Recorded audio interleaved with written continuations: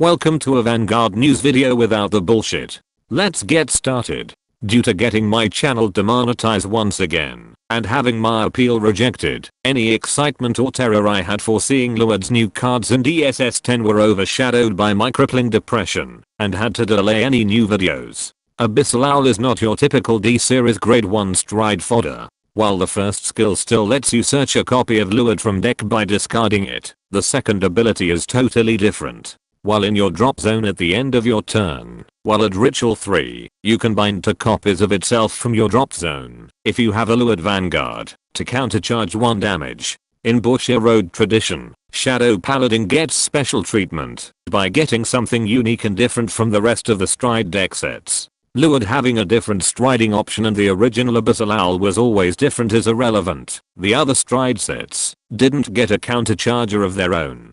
Drag Wizard Semius while on rear guard during your turn, while at Ritual 3, gets 2k power if you have a Luard crest. And when she's placed on rear guard, that isn't on the battle phase, while at Generation Break 1, call up to 1 card from the top 2 cards of your deck, then put the rest to the bottom of your deck in any order if you have a Luard Vanguard, and you retire that unit at the end of your turn. If not for that ritual ability, a lot of players would have replaced this card faster than YouTube can screw smaller content creators over a false flag. Drag Wizard Morfessa while in your drop zone loses 1 grade. And while on rear guard, while at Ritual 3, she gets 5k power when she attacks a Vanguard. If you have a Luard crest, then you can pay 1 counter blast if your G zone has 2 or more face-up cards to call up to 1 card with the ritual ability from your deck with a different name than herself. With enough counter blast and sacrifice given to RNGesus, you can do up to 6 attacks in 1 turn. Bushiroad is intentionally making Chronojet and Missile look obsolete in comparison. Drag Strider Luard is a grade 4G unit that can only be strode normally by discarding a grade 3 Luard card. While on Vanguard, while at Generation Break 2 and Ritual 7, it gets 10k power and an extra crit when it attacks. If you have 5 or more units with the ritual ability, then you can retire 2 rear guards and discarding a grade 3 Luard to get an extra drive, and your opponent cannot guard with grade 1 or higher cards in hand. The skill looks good on paper until you realize that you have to have 4 other cards on the field with the ritual ability and needing to discard a Luard.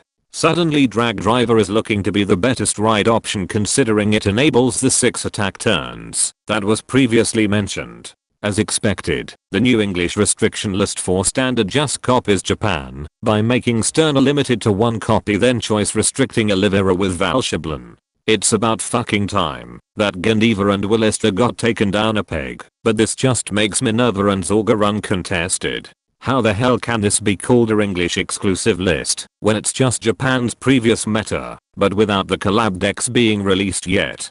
And unrestricting combined Russia with Eva, but not brainwash Swirler with GGS to prevent global Chronojet players to look for dojins with mind control tags. As for premium, the only thing they did was choice restricted Sweep Command Dragon with Demolition Dragon. Kind of ironic that 2 Eradicator cards can no longer be in the same deck. Meanwhile, they left the degenerate decks like Millista and Gradora to roam free to gatekeep new players from playing the format, since it doesn't generate sales for Bushiroad. Either that or they wanted to feature match of the 2 decks in Worlds next year as to show that Vanguard is quote unquote a game of skill. Time to clean your scabbards and sheaths, ladies. The second Taucan Ranbu booster set finally has a English release date of 24th May 2024. Meaning that we'll probably get DBT 13 around March and the English version of Triple Drive Booster on April. This also implies that whatever Vanguard Divine Z will be, we'll only start getting cards of that arc around June of next year, meaning that the global version of the game will be 6 months behind, and Bushiroad will use the Japanese meta results to rearrange boosters and collabs to maximize profit.